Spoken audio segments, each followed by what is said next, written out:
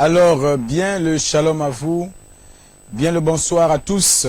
Je suis le prédicateur Dan Ekwage et aujourd'hui, comme votre présentateur dans cette émission, la seconde venue de Jésus-Christ. Alors, nous sommes ici sur le cadre de cette émission avec pour thème, pour thématique à partager, la sentinelle parle, partie 2. Parce que la semaine passée, nous étions dans la partie numéro 1 où nous avons entendu un certain nombre de choses venant de la sentinelle de Dieu, le prophète Samuel, qui est avec nous sur ce plateau, que je m'en vais déjà vous présenter et saluer. Shalom à vous, homme de Dieu. Shalom frère. Shalom. Nous sommes vraiment ravis de vous retrouver encore sur ce plateau par rapport à ce thème qui est vraiment très large, la sentinelle parle, mais la deuxième partie. Et nous voulons de ce pas déjà rappeler aux téléspectateurs que vous pouvez appeler dans ces différents numéros de téléphone. J'y arrive. Le 066 10 44 et 03. Le 066 10 44 03, c'est le numéro dans lequel vous pouvez appeler seulement. Et il y a aussi un numéro WhatsApp, le 066 29 04 33. Le 066 29 04 33, le numéro WhatsApp où vous pouvez envoyer que des messages. Alors, bien aimé dans le Seigneur, j'aimerais de ce pas que nous nous tournons tous vers l'homme de Dieu qui va avoir le temps, voilà, dans cette première partie d'émission, de nous enseigner ou de nous donner la pensée que Dieu l'a mis à cœur par rapport à ce thème, la sentinelle parle. Qu'est-ce que Dieu veut nous dire au travers de sa sentinelle? Et la seconde partie, nous reviendrons pour les appels et les SMS. Pour ceux que Dieu vous bénisse. Homme de Dieu, le prophète Samuel, nous voulons maintenant essayer de comprendre ce thème, la sentinelle parle. Qu'est-ce que vous avez à dire au peuple aujourd'hui? Merci beaucoup pour la parole. Je bénis les téléspectateurs. Je les salue tous au nom du Seigneur. La sentinelle parle. C'est le prophète qui continue toujours à révéler au peuple certaines choses par rapport à ce que Dieu nous dit de vous communiquer. La sentinelle dit quelque chose encore de très important. Les hommes meurent, mais leur esprit demeure. Les hommes meurent, mais leur esprit demeure. Exact. C'est ça le sous-thème de la deuxième partie de la sentinelle parle. Qu'est-ce qui est caché derrière? Vous savez, le Seigneur m'a enseigné, m'a amené à comprendre quelque chose. C'est que les esprits sont plus âgés que les humains. Amen. Je vais expliquer. Quand Shlomo dit il n'y a rien de nouveau sous le soleil, c'est aussi des esprits. C'est-à-dire tout ce qui se passe en ce moment sur la terre. Amen. Les gens qui posent ces actes sont animés de certains esprits. Et ces esprits-là existaient dans le siècle passé. Ces esprits-là ont duré plusieurs années. Je vais donner un exemple. Vous savez que la colère est plus âgée que moi. Je parle de l'esprit de la colère. Vous savez que la haine est plus âgée que moi. Amen. Je parle de l'esprit de la haine. Vous savez que la jalousie est plus âgée que moi. La jalousie avait possédé Caïn. La jalousie possède plusieurs aujourd'hui. C'est la même jalousie. Mais sauf que les humains qui portent cet esprit, ce n'est pas les mêmes personnes. Quelqu'un peut ne pas aimer son frère à cause de son succès. Nous disons souvent il est jaloux. Mais ce n'est pas écrit sur son front. Même s'ils sont 1000, le fait qu'ils agissent de cette manière, on pose sur eux cette étiquette en disant vous êtes jaloux. Donc nous ne sommes pas en train de voir l'inscription jalousie sur leur front, mais l'esprit et les actes qu'ils posent, c'est ce que nous appelons jalousie. Amen, amen. Alors ces esprits et ces actes ont été posés par certaines personnes avant eux. Caïn avait menti. On lui pose la question, où est ton frère? Il dit, suis-je le gardien de mon frère? En réalité, il connaissait la vérité. Il venait à peine de tuer son frère. Combien de personnes on peut lui poser la question et il ment? C'est-à-dire, automatiquement, on appelle cet acte mensonge. Exact. Donc, nous voyons que les esprits sont plus âgés que les humains. C'est pourquoi quand ça possède les humains doivent faire très très attention pour se débarrasser de cela. Il faut premièrement le conseil du prophète, c'est là où je suis là. Il faut deuxièmement vous connaître comment ces esprits ont manifesté dans d'autres corps et comment ces gens se sont débarrassés de ces esprits. Vous savez, Job a dit une chose qui est très importante. Il dit, en réalité, dans l'homme, c'est l'esprit. Amen. J'aimerais que tu lis, c'est Job 32. Job, 32. nous prenons le livre de Job, le chapitre 32, Verset 8. le verset 8, il est écrit, mais en réalité, dans l'homme c'est l'esprit, dans l'homme, c'est l'esprit. le souffle du Tout-Puissant. Merci. C'est-à-dire, c'est ce qui est la vérité. Dans l'homme, c'est l'esprit qui l'anime. Mais certaines personnes disent que j'ai l'esprit de Dieu qui m'anime. Et ce qui prouve qu'il a l'esprit de Dieu, ce n'est pas l'étiquette, ce n'est pas son dire, ce sont des actes qu'il pose. Amen. Celui qui a l'esprit opposé ou contraire à l'esprit de Dieu, on peut le reconnaître aussi par des actes. Maintenant, le Seigneur me révèle de vous dire, de dire à l'humanité, que les hommes, les êtres humains meurent. Nous mourrons tous. Mais les esprits qui habitent en nous, qui possèdent nos corps, en réalité ne meurent pas. Un homme jaloux peut mourir, mais la jalousie ne va jamais mourir. Amen. L'esprit de la jalousie peut posséder d'autres corps. Je pousse encore la pensée loin pour permettre aux frères de comprendre. Étienne commence à faire un discours devant ses frères, ses compatriotes juifs. Il dit aux Israélites, il dit, ce que vos pères ont été, vous l'êtes aussi. Il va plus loin. Il dit, vos pères ont tué les prophètes. Vos pères ont persécuté les prophètes. Il fait le parallélisme, il dit, vous aussi, vous avez tué Jésus et vous nous persécutez. Amen. Donc, en un mot, quand je vous regarde, c'est seulement l'esprit qui était dans vos pères. C'est ce qu'il voulait dire, c'est le même esprit qui vous possède. Donc, qu'est-ce qu'on peut dire par rapport aux propos d'Étienne? On peut conclure que les pères sont morts, mais leur esprit continue à animer les enfants. Amen. J'aimerais que tu lis un peu le passage en question. Le livre de Actes, le chapitre 7, le verset 51, il est écrit, homme au cou raide, incirconcis de cœur et d'oreille, vous vous opposez toujours au Saint-Esprit. Vous vous opposez toujours au Saint-Esprit. Ce que vos pères ont été, vous l'êtes Ce aussi. que vos pères ont été. Ce que vos pères ont été, Amen. vous l'êtes aussi. Vous vous opposez au Saint-Esprit. Vos pères se sont opposés au Saint-Esprit. C'est ce que vous êtes en train de faire. Vous et vos pères, la seule chose, le dénominateur commun que vous avez, c'est l'esprit de s'opposer. Mais vos pères ne sont plus. C'est vous qui êtes là, mais vous agissez comme eux. Amen, amen. Donc, les pères sont morts, mais leur esprit demeure. Fini l'écriture. Nous prenons à partir du verset C'est que vos 52. pères... Oui. À partir du verset 52. Lesquels des prophètes, Non, recommence là. au verset 51 d'abord, homme au cou raide, incirconcis de cœur et d'oreille, vous vous opposez toujours au Saint-Esprit. Ce que vos pères ont été, vous l'êtes aussi.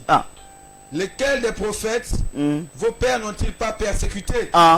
Ils ont tué ceux qui annonçaient d'avance la venue du juste que vous avez livré maintenant Merci. et dont vous avez été le meurtrier. Il est tellement clair, il dit, vos pères ont persécuté le juste, ils ont persécuté les prophètes, ils ont tué les justes.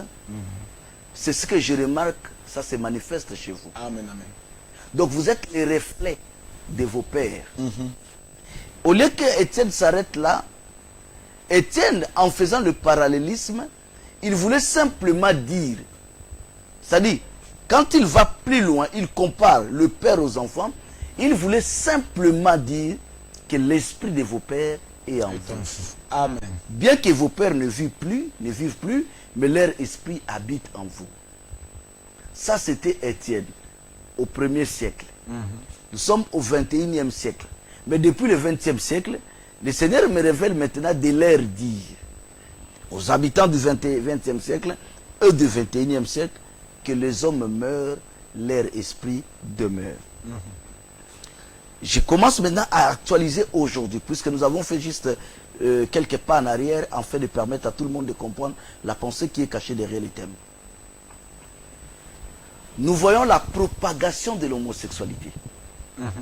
La manière que l'homosexualité est en train de gagner le terrain, partout dans le monde, le LGBT. Un homme comme nous se sent à l'aise d'aller avec un autre homme. À des fois même, c'est des enfants. Nous avons suivi, nous tous à la télé, à la radio récemment, ce qui se passe du côté des pauvres gentils.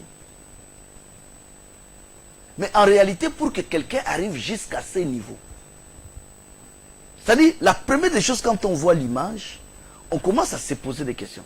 Comment un humain peut avoir de l'attirance vers un autre humain, mais qui est du même sexe que lui? Amen. Qu'est-ce qui se passe au juste à l'intérieur de lui?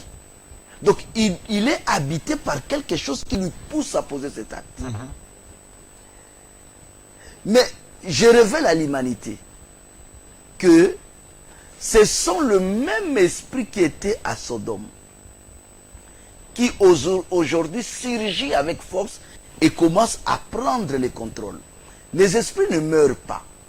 C'est pourquoi le Seigneur dit, lorsque un esprit part d'un corps, il va dans le lieu, dans des carrefours aérés, et il va revenir dans ce même corps.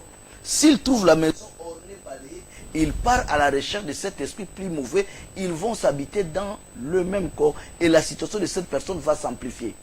Donc, nous voyons maintenant que aujourd'hui, au 21e siècle et 20e siècle, les esprits qui animaient, contrôlaient la ville de Sodome sont encore là à l'œuvre. Comment? Le jour que Dieu avait détruit la ville de Sodome, de Gomorrhe et des villes voisines, il n'avait pas détruit l'homosexualité. Mais ils avaient détruit des sodomites. Amen. Il y a une différence entre les sodomites et l'homosexualité. L'esprit de l'homosexualité n'était pas détruit à Sodome. Exact. On a détruit tous les sodomites. Pourquoi? Si Dieu avait détruit l'esprit de l'homosexualité qui habitait à Sodome, à Gomorrhe et à des villes voisines, on ne parlerait plus de l'homosexualité aujourd'hui. Amen, amen. Si on continue à parler de l'homosexualité, c'est que les esprits en question n'étaient pas morts. Il a détruit le péché au temps de Noé. Il a détruit en un mot le péché, les esprits, le mal, le péché. Mais après le déluge, nous avons vu le mal continuer. Amen. Donc on a détruit les humains, mais leur esprit demeure. C'est pourquoi dans l'Apocalypse, vous voyez, quand on dit Satan, ces démons, les faux prophètes, là c'est la fin. C'est-à-dire c'est la fin. Amen. Et les esprits seront détruits. Mais pour l'instant, ces esprits œuvrent encore. Exact, exact. C'est pourquoi vous voyez, les esprits de Sodome surgissent avec force et commencent à... Ils ont conquis la France. Ils ont conquis les États-Unis. Ils ont conquis l'Europe. Ils ont conquis l'Asie. Ils ont conquis l'Amérique du Sud. Ils ont conquis l'Amérique du Nord. Il dit maintenant, dirigeons-nous vers l'Afrique. Amen. Donc ces esprits viennent maintenant en Afrique. Et ils sont descendus en Afrique du Sud. Oui, oui. Ils ont conquis, c'est-à-dire ils ont conquis l'Afrique du Sud. Exact. Et ils sont en train de pénétrer partout. Et ils sont en train de conquérir. C'est le même esprit. En dehors de Sodome, regardez très bien au temps d'un prophète dans la Bible, au temps de Moïse. Il y a eu une révolte. La révolte, c'est comme une rébellion de Corée, Dathan, Abiram et On. C'était des Israélites. Ils avaient eux-mêmes accepté la délivrance de Moïse. Amen. Ils avaient quitté l'Égypte à la destination de la terre promise. Mais arrivés à mi-chemin, à la grande surprise de Moïse, ces hommes se rebellent et disent à Moïse, on préfère mettre un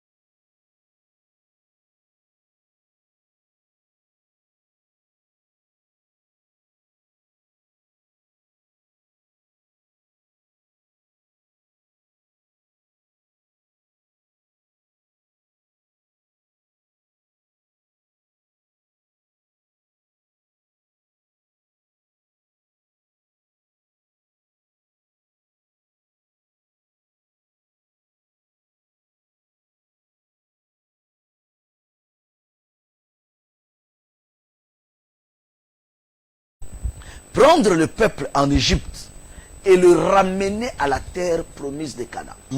Moïse a plusieurs supports pour justifier que l'apparition était vraie. Il a Genèse 15 qui vient d'Élohim, qu'il avait dit déjà à Abraham. Amen. Il a le testament de Jacob. Avant sa mort, Jacob avait dit Dieu va vous visiter.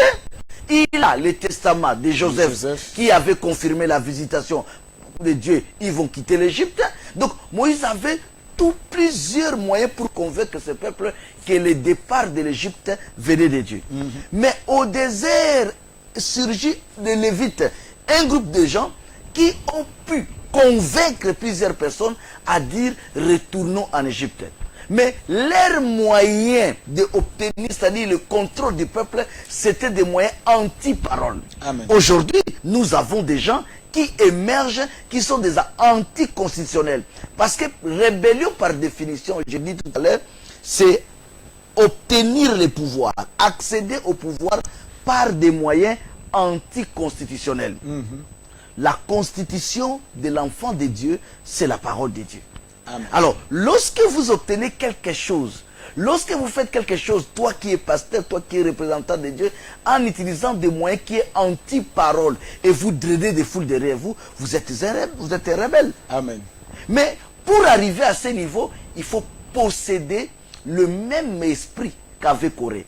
C'est pourquoi Étienne disait, ce que vos pères ont été, vous l'êtes aussi. Il faut posséder le même esprit qu'avait Corée. En dehors de cela, nous avons Corée qui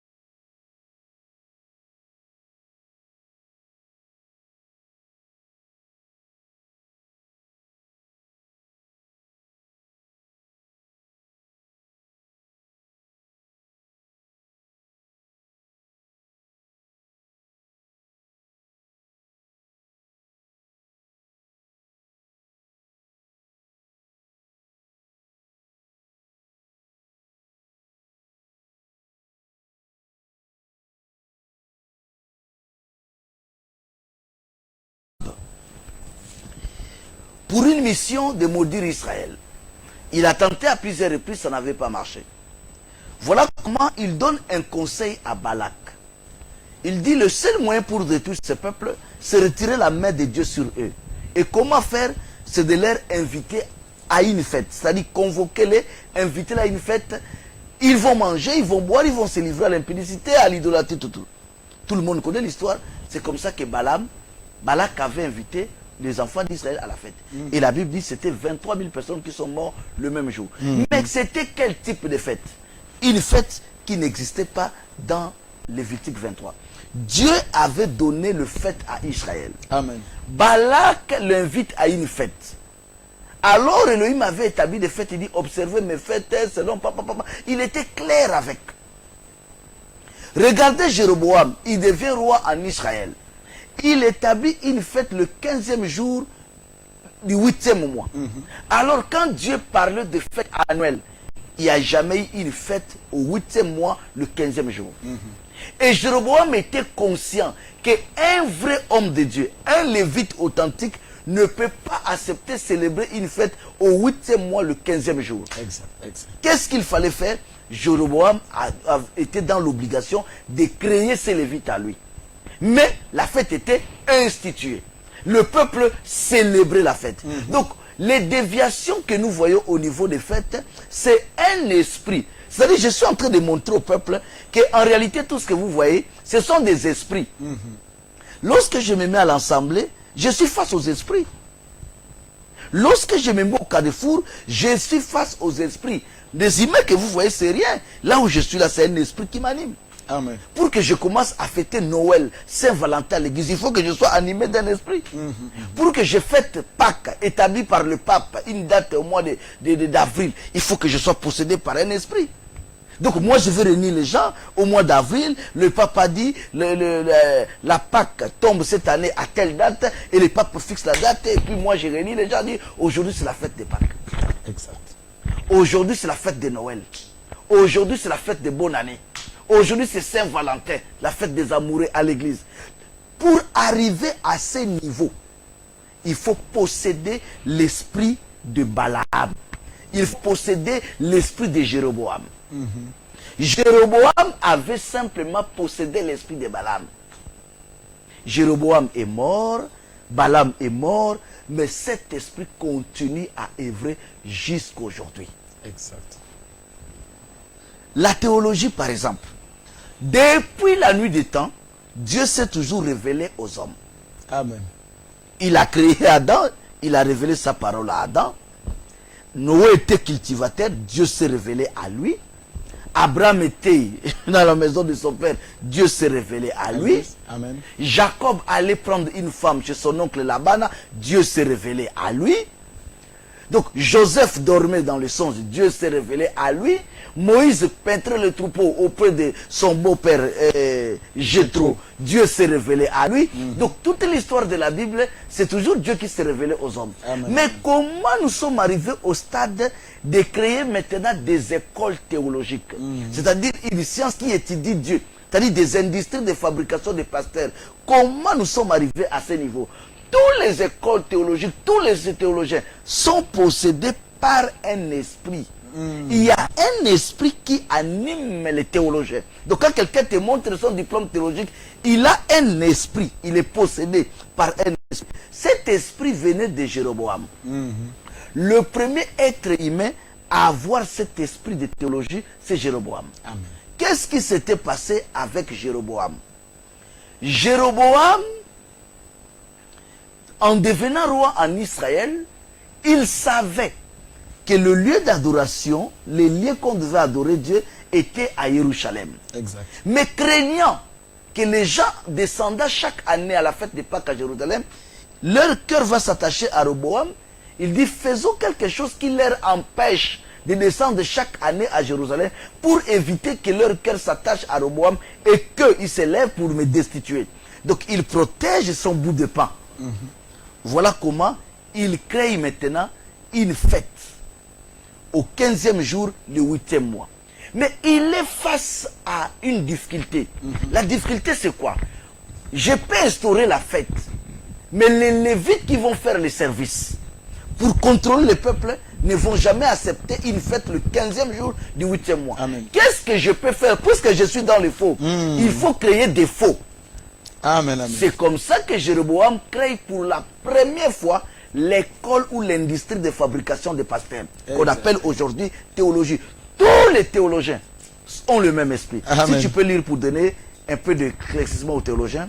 Le livre de 1 roi, au chapitre 12, nous prenons à partir du verset 29. Il plaça l'un de ses veaux à Bethel et il mit l'autre à Dan. Ce fut là une occasion de péché. Ce fut là une occasion de péché. Le peuple alla devant l'un des veaux jusqu'à Dan. Jéroboam fit une maison de haut lieu et il créa des sacrificateurs pris parmi tout le peuple et n'appartenant point au fils de Lévi. Il créa. Pour être sacrificateur, on est. C'est-à-dire pas qu'on devient. C'est de la naissance. Lévi, on dit qu'il n'était pas fils de Lévi. Alors Lévi, c'est qui? C'est celui qui avait donné la dîme, étant dans le règne de son arrière-grand-père Abraham.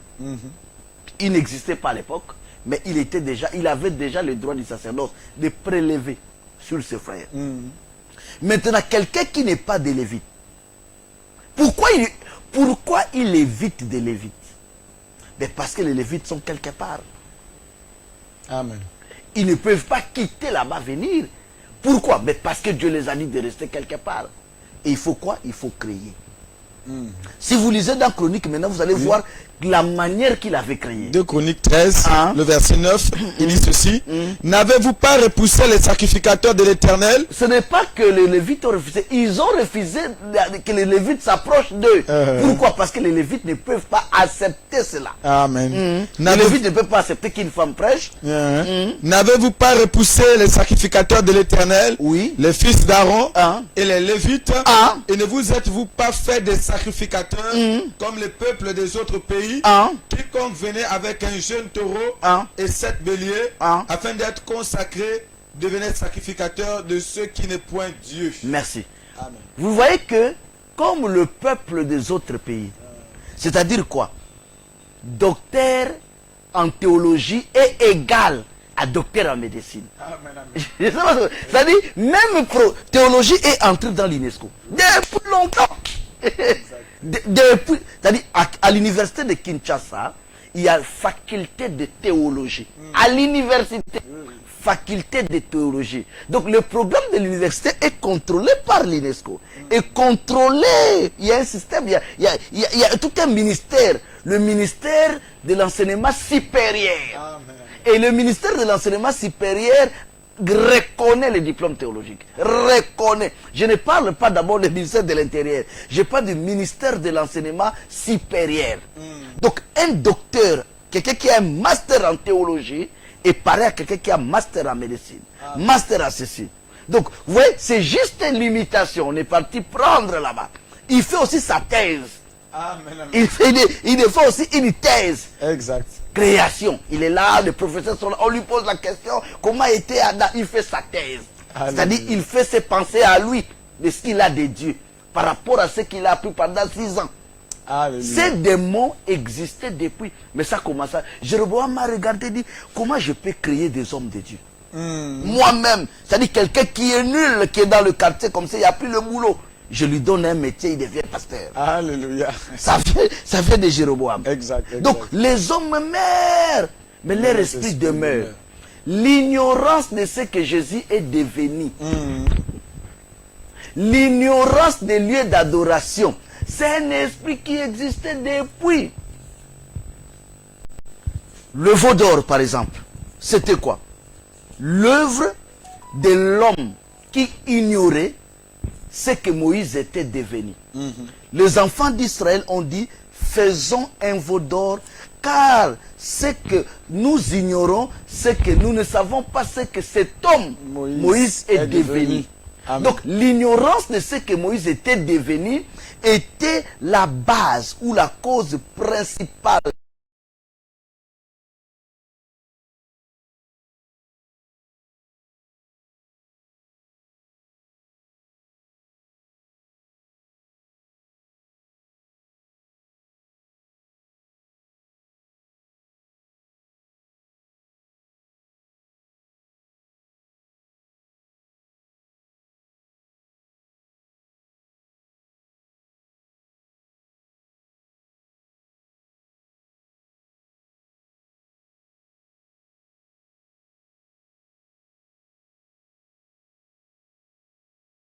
depuis, c'est-à-dire, quelqu'un qui se lève un bon matin, on lui enseigne un Dieu imaginaire, un Dieu qui n'existe pas, mais qui existe que dans leur imagination. Amen, amen. Un Satan qui n'existe pas, qui n'existe que dans leur imagination.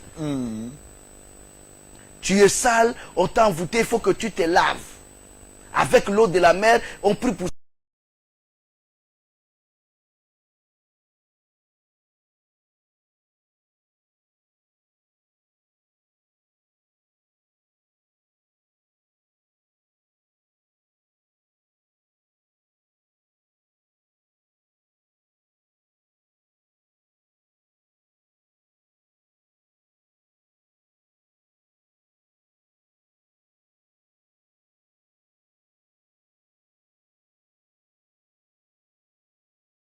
Seigneur nous bénisse tous.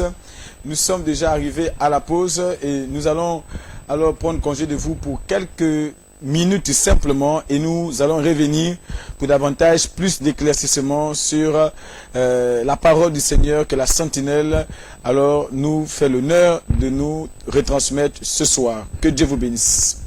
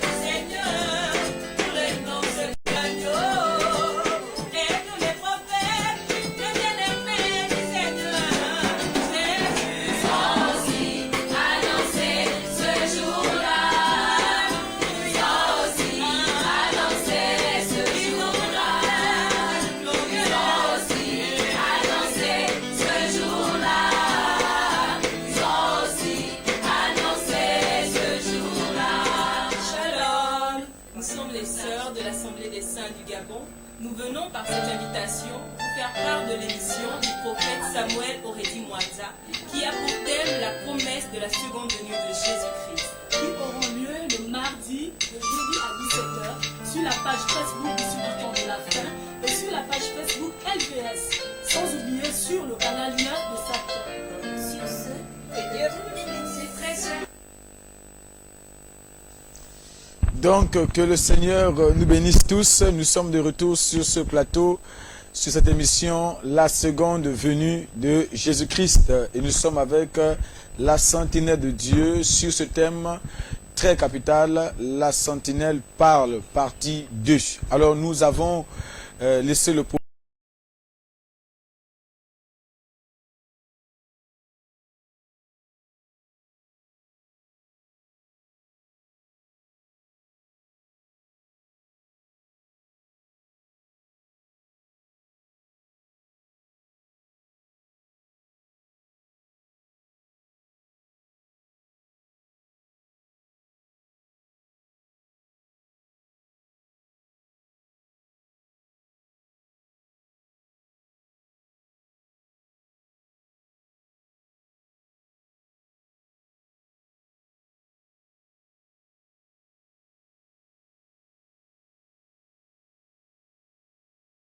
Mais c'est seulement ça surgit et il faut savoir comment le combattre.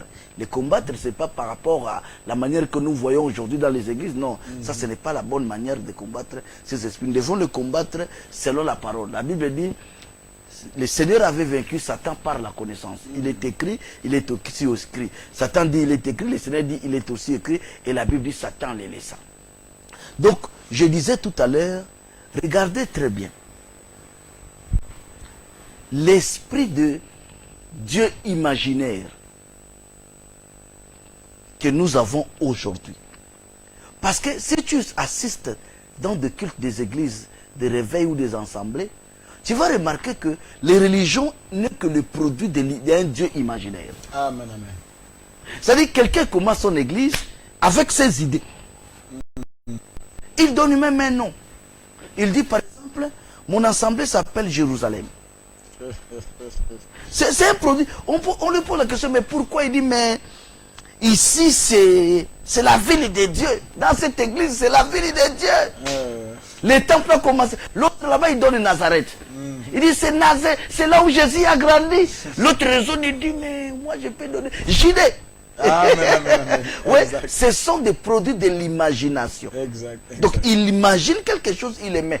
Alors si vous posez la question à Jésus-Christ, as-tu une église à Jérusalem aujourd'hui? Il va dire non. Puisqu'il sait que l'église de Jérusalem était au 1er siècle. Alors si nous sommes au 21e siècle, ce qui peut réjouir Jésus, c'est attendre Koulamoutou. Mouila. Il va dire, mais Mouila c'est au Gabon. Ah non, je suis déjà au Gabon. Mais quand vous lui dites déjà en 2021, vous lui parlez de Jérusalem, mais le cœur du Seigneur s'énerve. Il dit, mais les enfants là, depuis des pays là, vous êtes encore à Jérusalem. Amen, amen. Je vous avais dit, allez partout. Exact. Mais vous êtes où? Non. Je suis de Nazareth. Nazareth, c'est quoi? Mais Pierre, tu marchais déjà là depuis. Mais comment l'église encore à Nazareth? Pierre dit, mais le Messie là, je ne le connais pas. Alléluia. Donc tu vois un peu, c'est le produit de l'imagination. Ils ont créé des églises, des religions dans l'imagination. Ils ont vu dans la Bible l'encens, ils mettent l'encens. Ils ont vu dans la Bible tenue sacerdotale, ils mettent tenue sacerdotale. Dieu imaginaire. Tout cela est né depuis le veau d'or. Le veau d'or, c'est un esprit qui est pénétré dans le corps des enfants d'Israël, de dire, nous ignorons en réalité ce que cet homme Moïse est devenu. Exact. Les religions aujourd'hui ont une frontière. La frontière des religions, c'est quoi? Jésus est né, Jésus est mort, Jésus est parti, il s'arrête là. Ils ne savent plus rien de ce que Jésus est devenu après le départ. Amen, amen. Quand une assemblée ne connaît pas ce que Jésus est devenu, et continue à adorer, tout ce qu'ils font sur la terre n'est qu'un veau d'or. Alléluia. C'est-à-dire, vous connaissez, Jésus est né, là vous connaissez ça. Jésus est mort, vous êtes au courant de ça. Jésus est ressuscité, vous criez même, il est ressuscité. Jésus est parti, vous vous arrêtez là. Et vous continuez à prier, donc vous êtes en train de faire un veau d'or. Pour que vous ne soyez pas dans le veau d'or, il faut connaître ce que Jésus est devenu. Puisque le veau d'or est l'ignorance de ce que Moïse était devenu. C'est un esprit. Remarquez encore un autre esprit. Cet esprit, je le vis depuis. Mais ça œuvre aujourd'hui. Cet esprit aime, il y a parmi le mois de l'année, ça aime trop le mois de décembre. Esprit de fausse confiance. Exact. Esprit de fausse confiance, c'est un esprit. Mais ça habitait dans le corps d'un faux prophète. Avant de pénétrer dans les églises de réveil, dans toutes les religions, toutes les religions, ça existait au temps de Jérémie. Exact. Lorsqu'Israël est parti en captivité, Jérémie avait prophétisé que la captivité durera 70 ans. Amen. Mais tout d'un coup, après 3 ans, est né un prophète au nom de Anania. Anania commence à prophétiser et dire au peuple que Dieu lui a apparu, Dieu lui a dit.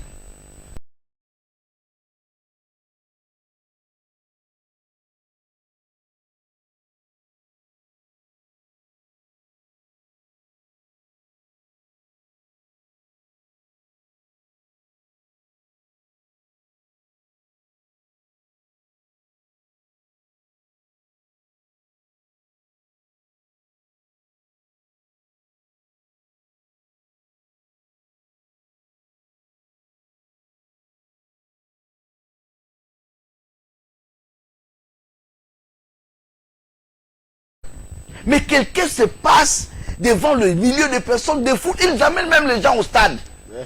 Tous les gens qui parlent, stade plein à craquer. C'est-à-dire, dans des pays comme le Congo, le Côte d'Ivoire, le stade des martyrs fait 80 000 places assises. C'est-à-dire, à Kinshasa, stade 80 000 places assises pour une ville de 15 millions d'habitants. Ces gens font des pleins à craquer. C'est-à-dire, il arrive jusqu'à 100 000 personnes. Tous les 100 000 personnes, qu'est-ce qui les pousse à leur attirer? Fausse confiance. Un mois avant le programme, ils commencent à les faire des fausses confiances. C'est un démon qui possède les pasteurs. Fausse confiance. Ma soeur, ton visa qui est bloqué, 4 fois tu as refusé le visa. Je te dis, assiste à ce programme, tu auras ton visa. Mais tu n'as jamais enfanté, tu vas enfanter. Tu n'as jamais. Donc, les 100 000 personnes suivent une fausse confiance. Les démons là, on appelle ça démons de fausse confiance. Ça habite au moins 98% des pasteurs. Lis l'écriture. Le livre de Jérémie, au chapitre 28, dans le verset 15. Il est écrit, et Jérémie, le prophète, dit à Anania, le prophète, écoute Anania, l'Éternel ne t'a point envoyé, et tu inspires à ce peuple une fausse confiance. C'est pourquoi, ainsi parle l'Éternel, voici, je te chasse de la terre, tu mourras cette année.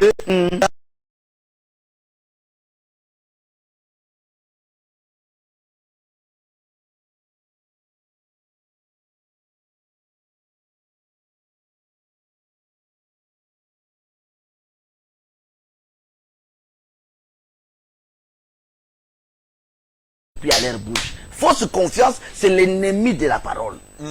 Ça ne l'intéresse pas. Comme je suis là, je prends toute une émission. Dans ma conscience, c'est l'argent que je cherche. C'est-à-dire, au plus profond de moi, je cherche l'argent. Je cherche me positionner. Je cherche une voiture. Je cherche être bien dans la vie. Mais comment arriver à ce niveau? Ces gens souffrent. Mais ils ont quand même 1 000, 2 000.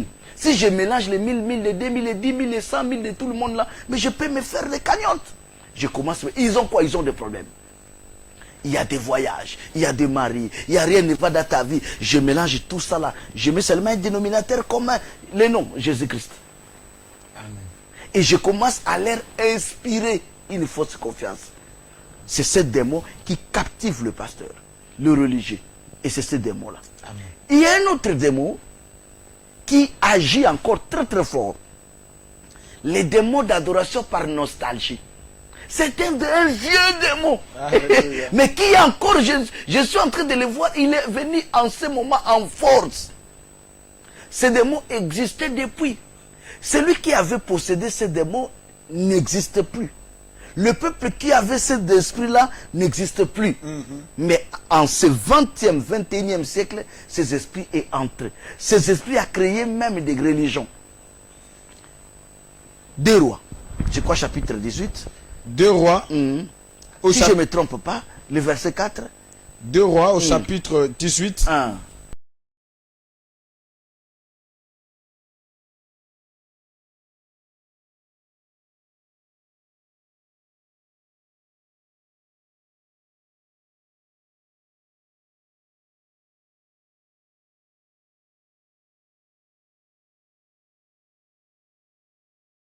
Lui, on l'appelait Nehushtan. On l'appelait Nehushtan. C'est quoi?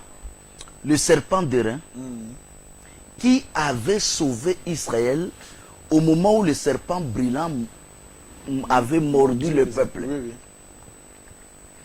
Le serpent d'airain sur le plan historique, c'est quelque chose de vrai et net. Amen.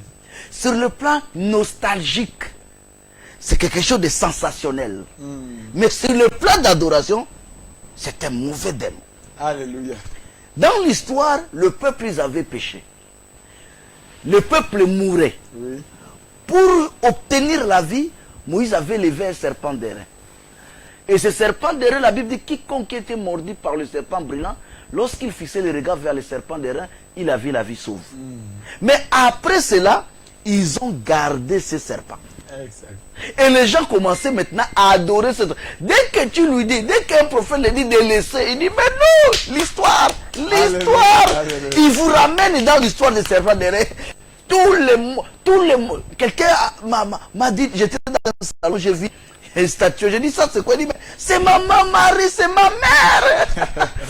On a commencé à dire, j'ai dit, mais ça c'est pas Marie, c'est un truc que tu dois casser ça. Il dit non, c'est notre mère, la mère qui a mis Jésus au monde. L'histoire. Amen, amen. Elle n'a pas d'écriture, elle n'a pas de paroles, elle s'en fout de ce que la parole dit, elle est accrochée à l'histoire et elle adore Dieu par nostalgie. Amen. Et vous allez remarquer aujourd'hui, les religions des églises sont créées d'une manière de nostalgie. Ah, Aaron, souverain sacrificateur. Ah, des trucs commencent à se créer. Et tout ça là, ce sont des esprits. C'est là où Dieu, par son amour, me dit, va dire à ses peuples, les hommes meurent, mais leur esprit demeure. Voilà.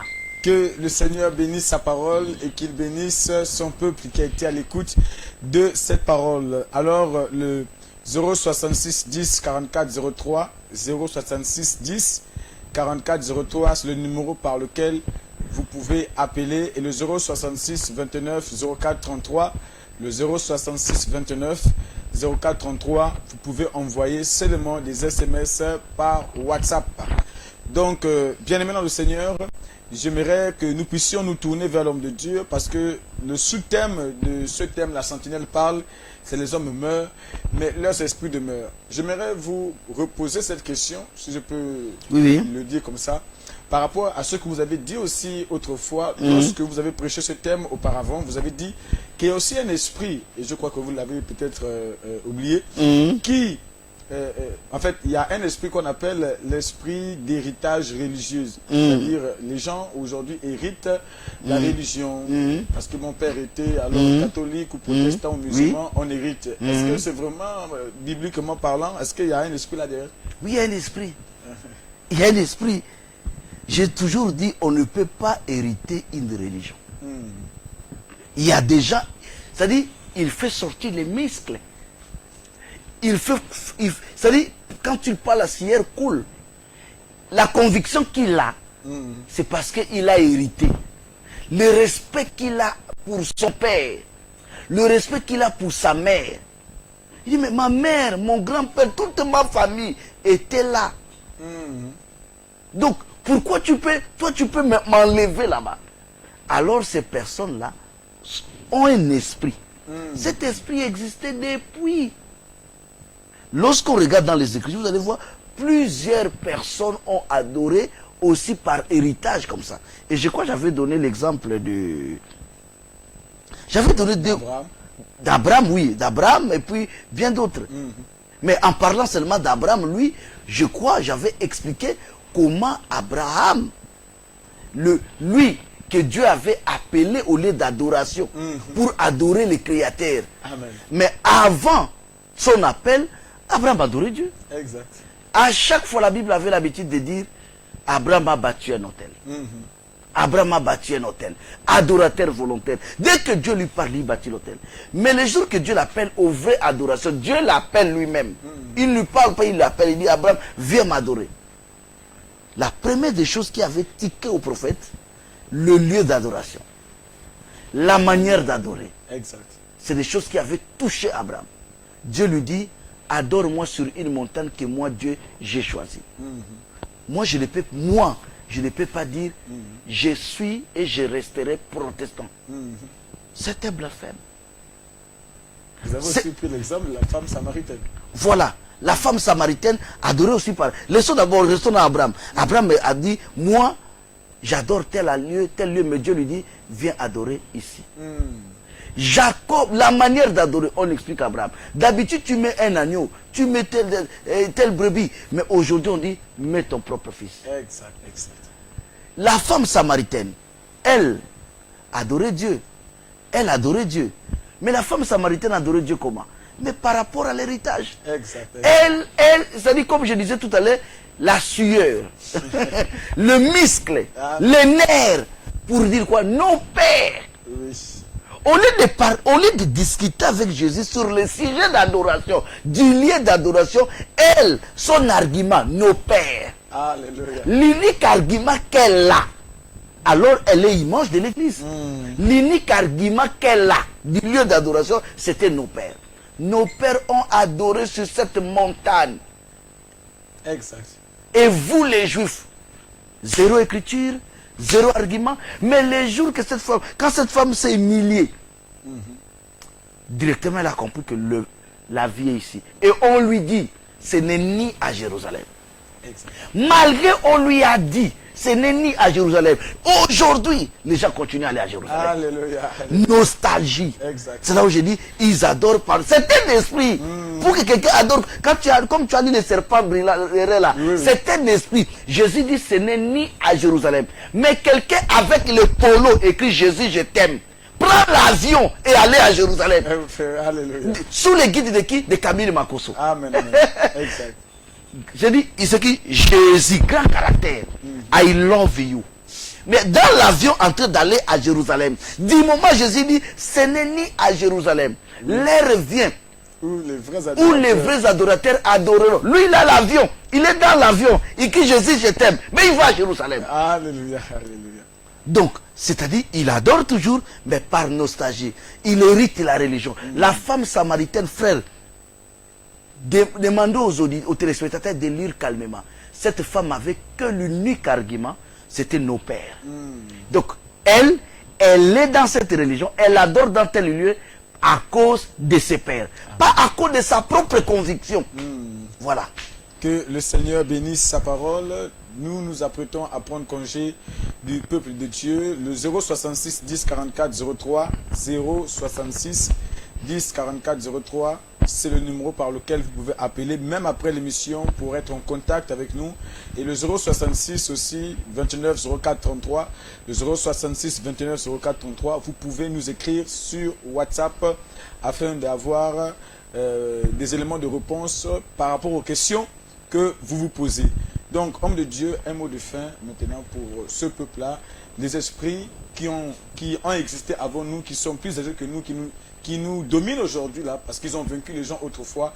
Quelle est c'est-à-dire la chose qu'il faut faire pour pouvoir vaincre ces esprits en nous? Mais c'est d'imiter. C'est tellement simple. Le Seigneur dit, soyez mes imitateurs. Soyez mes imitateurs, c'est imiter Jésus à 100%. Amen.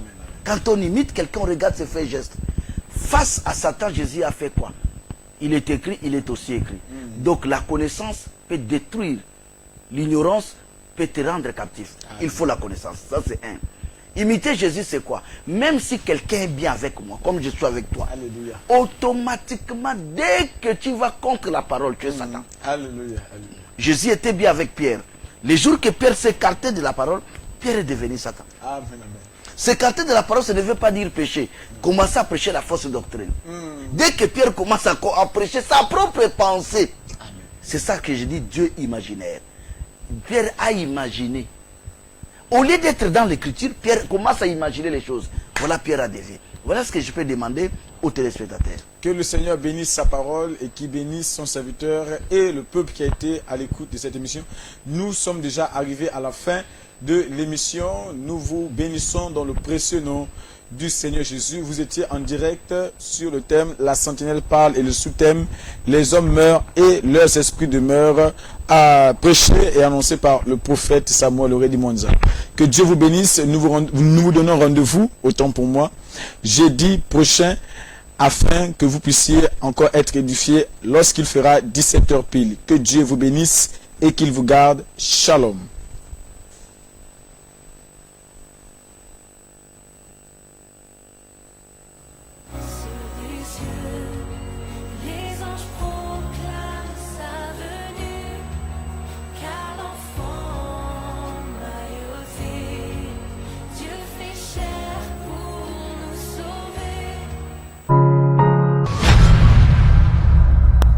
LVS, sauvons nos âmes.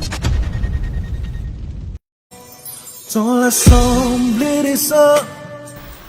Chers chrétiens du monde, votre don sauvera une vie. LVS TV, votre chaîne de télévision chrétienne, ne vit que par la générosité de 5 personnes qui n'ont pas de gros moyens. Aucun téléspectateur, jusqu'au jour d'aujourd'hui, ne pense à LVS TV. alors que nous existons pour vous. Notre ambition, comme vous le savez, est celle de sauver les âmes perdues. Nous avons besoin de vous et de nous faire avancer l'œuvre de Jésus-Christ sur la terre par vos dons précieux. Partageons ensemble la bénédiction ou les bénédictions de ceux qui œuvrent pour l'avancement du royaume de Dieu sur la terre. Ensemble, sauvons les âmes perdues et égarées par votre don. Vous avez notre mobile cash, notre Airtel Money et enfin notre compte bancaire. Que Dieu vous bénisse et qu'il bénisse vos voies.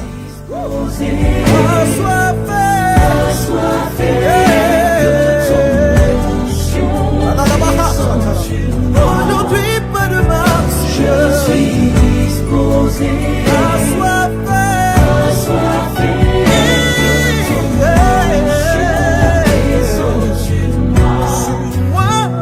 Je suis disposé.